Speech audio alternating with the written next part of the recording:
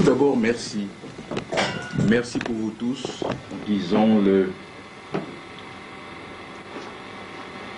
d'assumer ce retard, car beaucoup d'entre vous menaçaient déjà de partir, à juste raison d'ailleurs, parce que la politesse la plus élémentaire devait commencer par l'exactitude.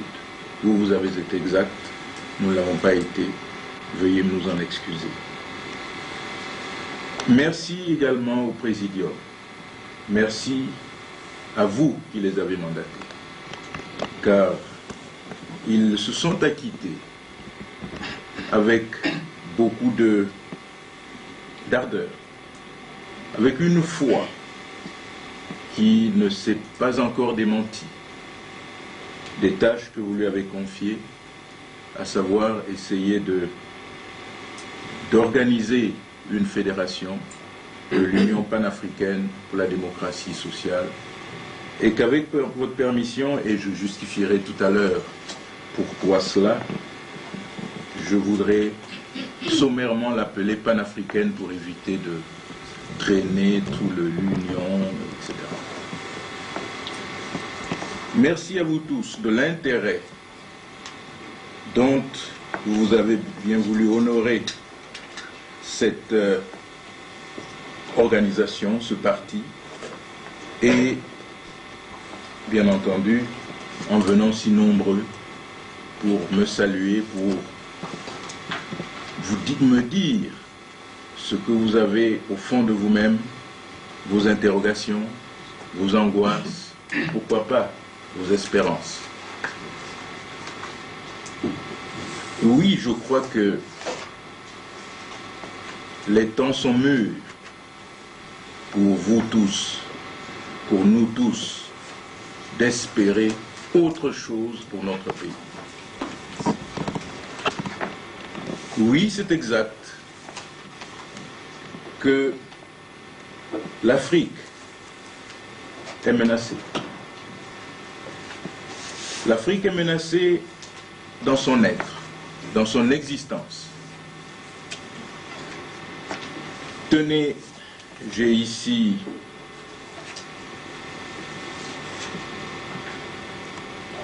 deux titres.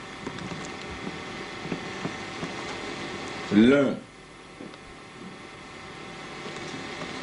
provenant d'un Africain, un compatriote non loin de nous, qui se trouve juste en face, Bolia. Il vous invite par son l'Afrique en kimono à faire comme le Japon. Mais sans nous dire pourquoi. Tout simplement, bien sûr, parce que nous avons échoué dans notre développement. Un autre titre, celui-là par M. Jean-Christophe Ruffin, vous avez vu dans Le Monde, diverses éditions du Monde, l'Empire et les nouveaux barbares. Les nouveaux barbares, ne cherchez pas loin, c'est vous. Qu'est-ce qu'on faisait des barbares? Ben, rappelez-vous de votre histoire, la chrétienté, les barbares, on les matait. Et prenez à témoin les déclarations des hommes publics français.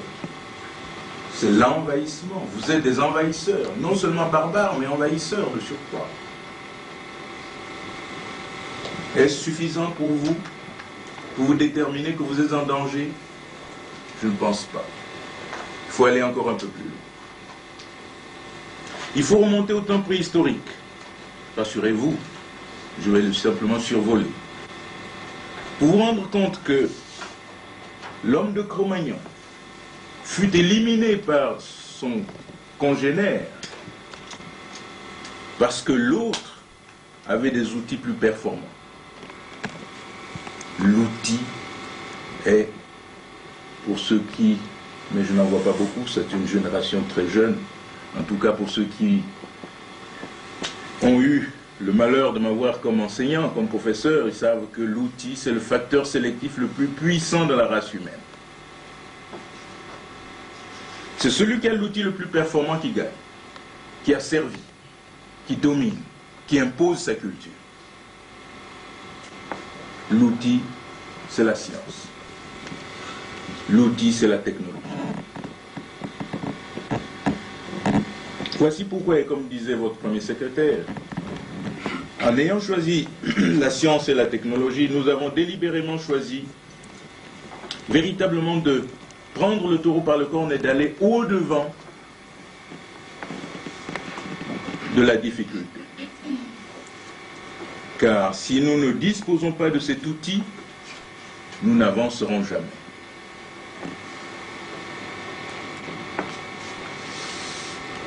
Nous sommes africains, 700 millions. Il y a ce chiffre, ce sont des statistiques d'il y a 4 ou 5 ans. Les mêmes collègues statisticiens nous disent que la population africaine, avec une pression démographique de l'ordre de 3 à 4%, le record étant tenu par le Kenya avec 4,5%.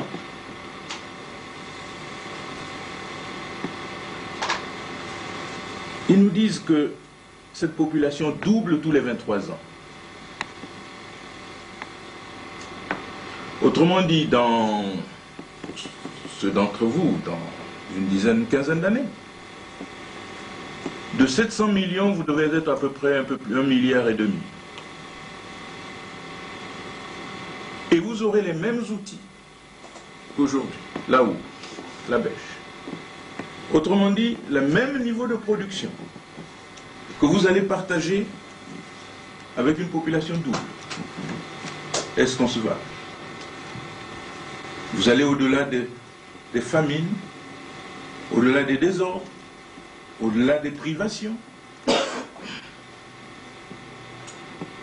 comment pouvez-vous être homme politique aujourd'hui et ne pas penser à cette génération qui va arriver dans 10 ans?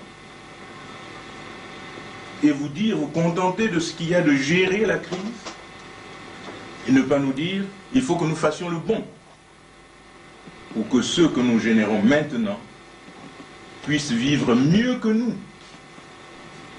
Comment pouvons-nous être égoïstes au point de ne pas penser à nos propres enfants? Beaucoup d'entre vous, je présume, ont peut-être même encore des bébés.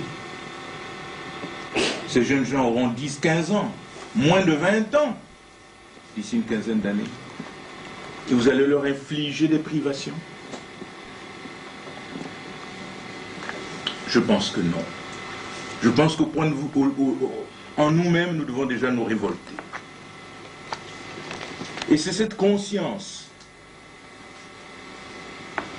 que nous avons voulu imprimer dans la notion de panafricanisme.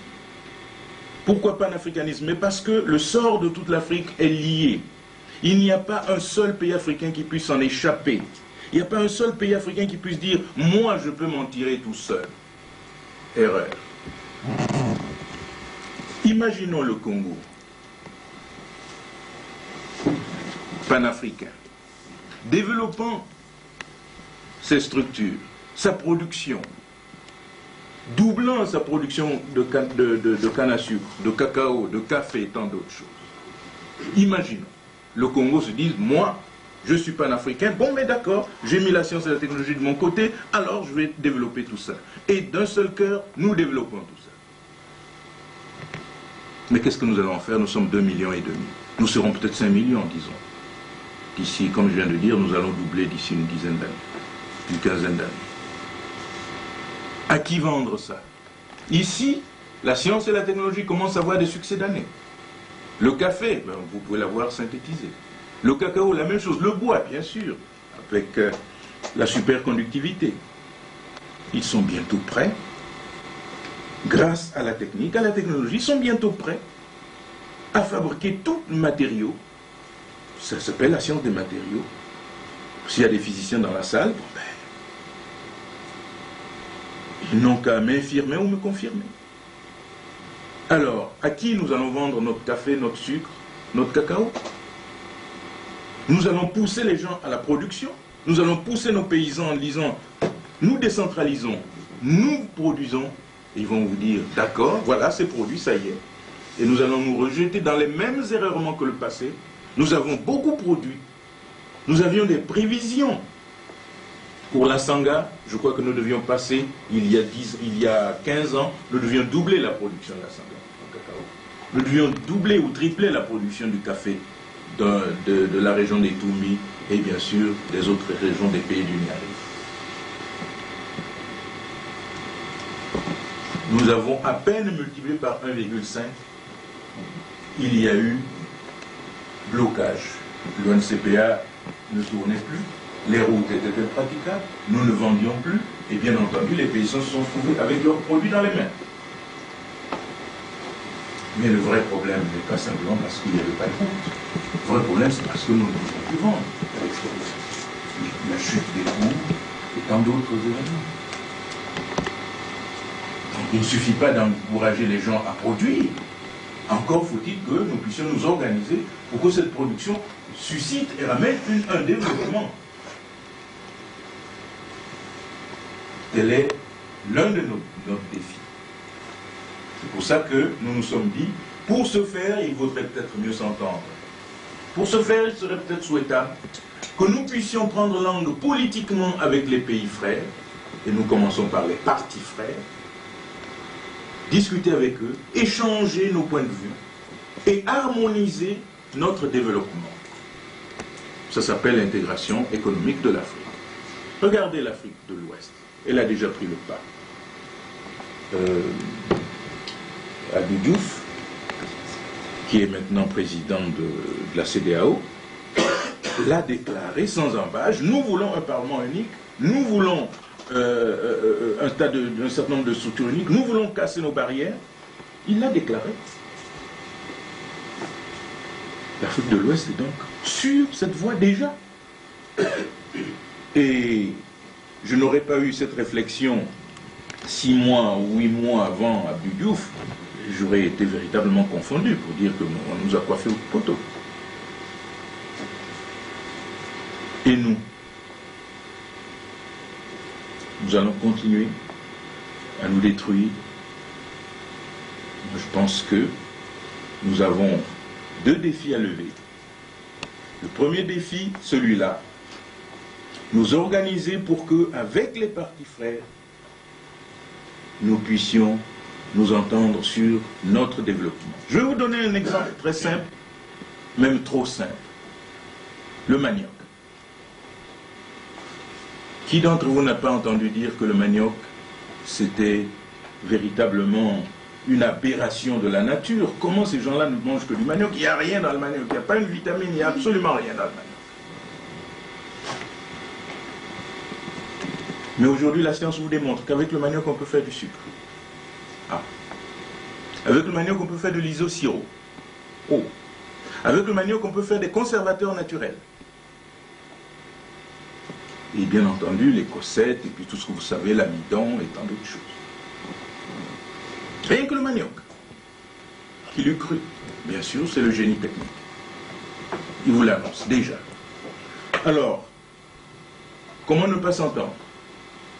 Que si Kinshasa fait des cossettes, bon, ben Brazzaville va faire de l'isosirop. Que le Cameroun va faire, que sais-je, des conservateurs. Que, ainsi de suite. Mais il faut s'entendre. Pour que chacun, que nous ne trustons pas tous la même chose. Que nous nous organisions pour que, avec le manioc qui est déjà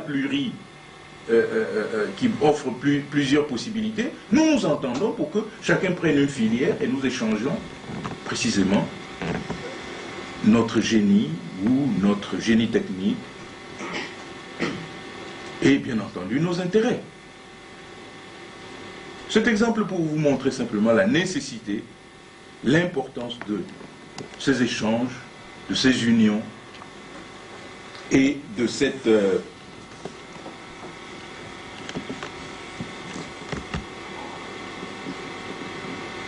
nouvelle approche. Elle n'est pas si nouvelle que ça, mais elle demande quand même beaucoup de courage. Il faut savoir renoncer, il faut savoir également, bien entendu, accepter une certaine forme de solidarité. Deuxième défi, il est interne. Ce sont les contradictions internes. Si nous ne résolvons pas les contradictions internes, il n'y a pas de développement. Vous pouvez tourner autant que vous voulez, il n'y aura pas de développement sans solution de nos contradictions internes. L'une d'elles, la plus patente, qu'on est en train de vous jeter à la figure, c'est le tribalisme. Alors, mesdames et messieurs, je voudrais m'arrêter 2 secondes pour vous demander quelle est selon vous ce que j'appellerais la raison. Attention, il y a sans doute une flopée. On va blanchir la nuit ici, si je dois attendre que vous m'égrenez toutes les composantes qui suscitent le tribalisme. Mais j'aurais voulu une seule, qui englobe la totalité. Avez-vous en mémoire la chose qui fait que le tribalisme est ce qu'il est, virulent, aveugle?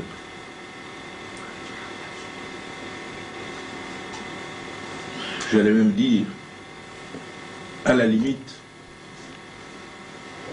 idiot.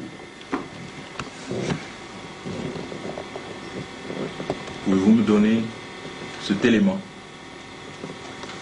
Un seul, enveloppant. Conditions d'existence. Les conditions d'existence. Le pouvoir. La domination. La misère.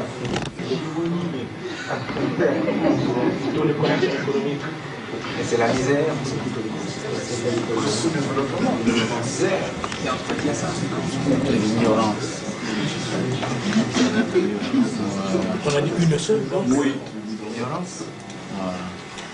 C'est vrai, c'est beaucoup de tout cela à la fois. Mais je pourrais poser la question d'une autre manière. Est-ce que c'est une si mauvaise chose que cela? Non. C'est pas une mauvaise chose. Une richesse sociologique. Une richesse. C'est pas une mauvaise chose. Il faut savoir utiliser. Comment dirais-je, se métisser dans une certaine mesure avec les autres, mais dans aucun cas se singulariser et dire que je suis le meilleur, donc je dois dominer. Ça part de là.